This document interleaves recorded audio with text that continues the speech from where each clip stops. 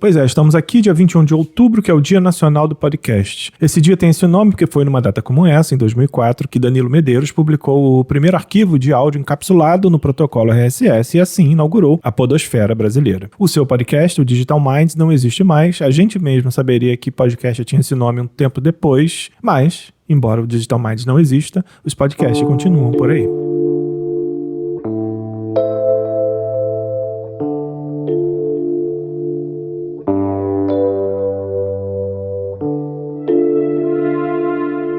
É o dia de saudarmos pioneiros como Alexandre Ottoni, Dave Passos, Luciano Pires, Cris Dias, Alex Maron, Carlos Merigo, Jurandir Filho, Eduardo Salles, Lúcio Luiz, Christian Gürtner, Paulo Carvalho, Léo Lopes, René de Paula, Aira Croft, André Fernandes, Rafael Jacaúna, os já saudosos Harold Stricker e Silmar Jeremia, e tantos outros que antes de tudo que se viu em 2016 acontecesse, já estavam por aí gravando, editando e publicando os seus programas e suas narrativas em áudio. A gente vai falar desses tempos depois de 2016 já, porque hoje também é o dia em que no Twitter você vai acompanhar 2 ou 3 gerações depois dessa que eu acabei de citar, brincando, trocando referências, indicando programas que surgiram agora, outros que juram existir há muito tempo. Nossa, é desde o começo do podcast que eles fazem, sendo esse começo 2015, e tudo bem. Até porque é dia de celebrar, né? De olhar o que a turma da Aba Pod está pensando para regulamentar e organizar as demandas da comunidade. Dia também de olhar lá na Podcasters BR quantas andam as dúvidas e tentar ajudar o povo que está chegando. É dia de, pelo menos para mim,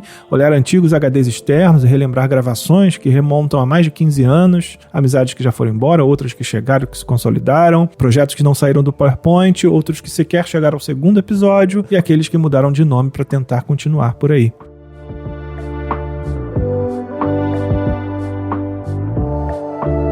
E é dia também de ver quanto eu mudei.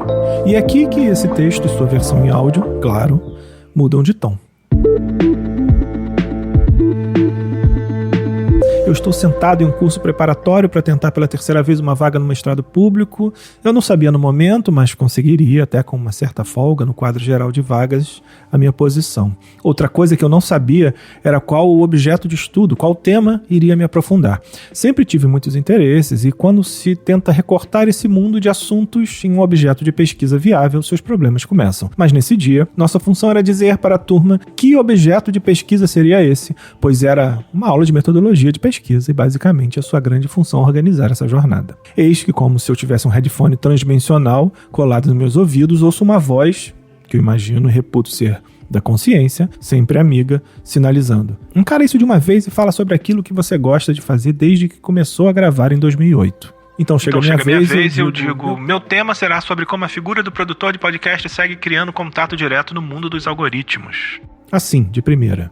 E sim, eu acreditava muito nisso ali por 2018 e 2019. Comecei a desenhar meu projeto ao redor da retomada do contato direto intermediada por esses podcasts. De como era possível, a partir do que eu chamo de mitologia da trupe, tecer relacionamentos de contato direto entre produtores e sua audiência, porque afinal, uma vez que você assina o seu podcast, você recebe o conteúdo de 1 para 1. No que eu produzo aqui, você recebe aí. No big deal, tudo certo. Certo? Mais ou menos.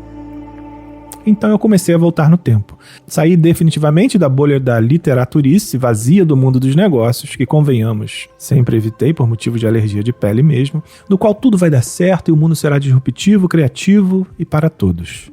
E fui em busca da origem do estado de coisas que via acontecer na minha frente e não acreditava que ninguém mais via. E com isso quero dizer movimentos importantes, como a fome do Spotify para o mundo das narrativas em áudio. Suas contratações milionárias e ferramentas incríveis que nos fazem colocar no ar um podcast de 15 em 15 minutos. A chegada da Globo para o meio, com seu porta-voz mora abrindo vários minutos de espaço no Jornal Nacional para explicar e doutrinar o afegão médio sobre o que se trata podcast. E alguns meses depois, promover um dia de debate sobre o tema para o mercado, eventos de outros big players acontecendo antes e durante a pandemia e uma lista quase inalcançável de acontecimentos. E minha questão passou a ser outra. Por que tudo isso está acontecendo agora? Que conjunto de forças é esse capaz de mudar a filosofia de uma determinada prática de circulação de discursos bem na nossa frente e tão rapidamente? Por que foi importante essa escalada tão rápida? E por que topamos entrar nessa?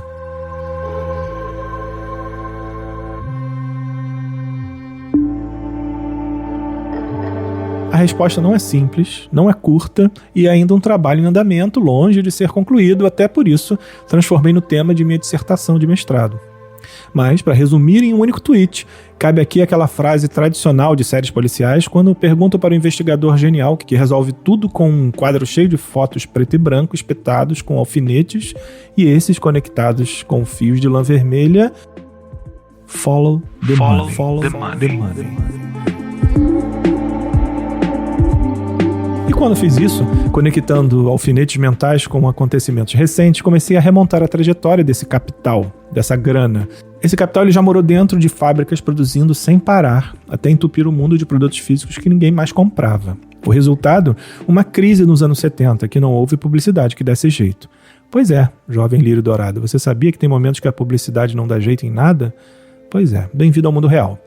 Depois, com alguns ajustes governamentais e nova política de circulação e acumulação de reservas, acumulou capital suficiente para desenhar a internet comercial como a gente entende hoje, tanto a sua ascensão quanto o estouro de sua bolha. Bum, bum, bum.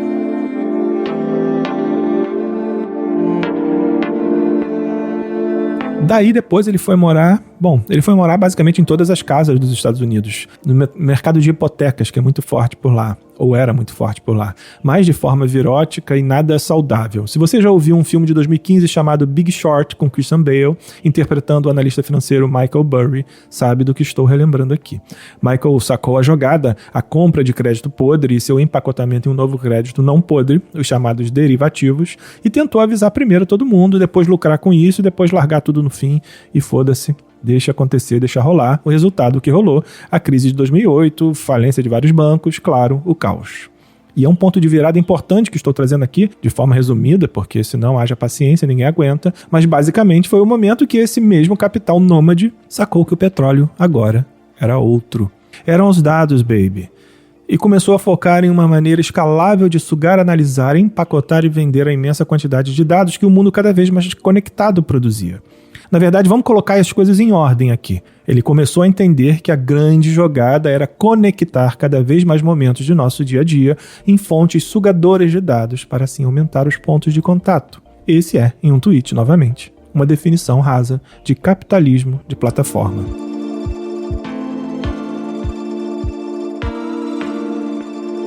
Se nossos celulares acompanham nossas movimentações pela cidade, é porque querem dados georreferenciados. Se nossos smartwatches oferecem uma coleção de apps de saúde, é porque querem coletar, em larguíssima escala, os dados biométricos de populações inteiras. Se ajudamos a Amazon a identificar captchas de pontes e semáforos quando fazemos qualquer verificação de login, é porque queremos treinar inteligências artificiais sobre como pensam e agem, enxergam e amam e dormem e perdem o sono, nós os humanos plataformizados. E é aqui que um fio de lã vermelha sai do termo capitalismo de plataforma e é esticado até uma foto de vários podcasters felizes, como aquela que eu tenho, por exemplo, no primeiro encontro nacional de podcast realizado, pasmem vocês, em 2016, quando eu comecei a prestar atenção nessa história.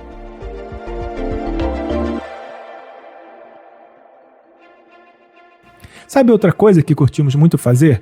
Contar histórias e narrativas orais, gravá-las desde que nos habilitamos tecnologicamente a fazê-lo e disseminá-las de forma exponencial a partir de redes telemáticas. É um nome técnico para dizer internet.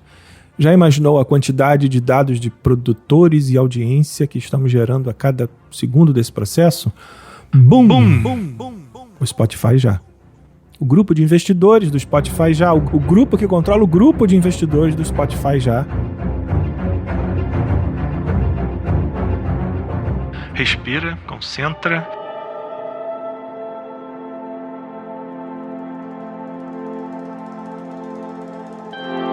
Recomeça. Então, nesse Dia Nacional do Podcast, queria só fazer esse rápido retrospecto. Comemoramos hoje, na verdade, um tempo antes de todo esse cenário. Isso é absolutamente legítimo de ser feito. Eu mesmo acordo meio saudoso com aquela lembrança de um MP3 player carregado dos episódios da semana e eu andando ali pelo centro do Rio de Janeiro torcendo para ouvir meu nome lido numa sessão de e-mails.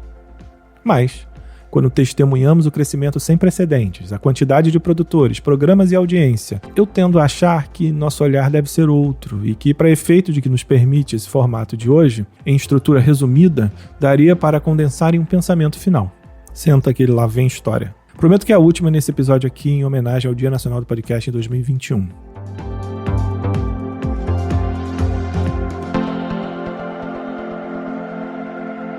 No século XVIII, o inventor húngaro Johann Wolfgang Ritter von Kepler assombrou as cortes de então ao apresentar um jogador de xadrez autômato capaz de prever movimentos de jogadores reais, chamado Mechanical Turk.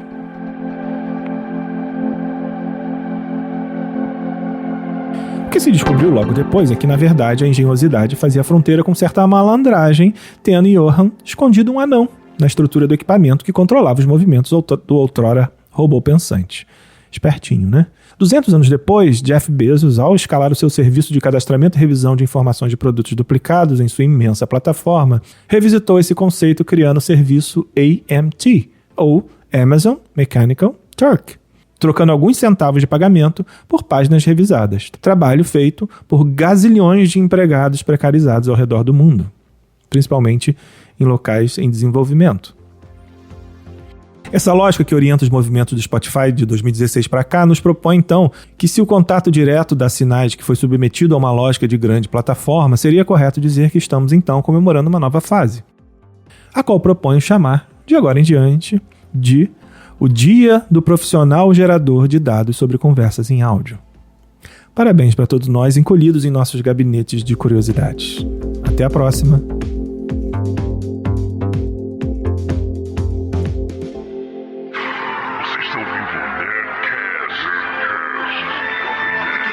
Bom dia, boa tarde, boa noite. O meu nome é Luciano Pires e esse é o Café Brasil. Esse tema vai dar pano pra manga, cara. Boa noite, internet. Boa noite, Brasil. Eu sou o Cris Dias. Olá, eu sou Alexandre Maron e esse é o Zing, um podcast com conversas profundas sobre assuntos aparentemente banais. Ouvintes de peso, univos! De São Paulo, aqui é Dudu Salles. E em uma peça de escola, eu já fiz o papel do rei escroto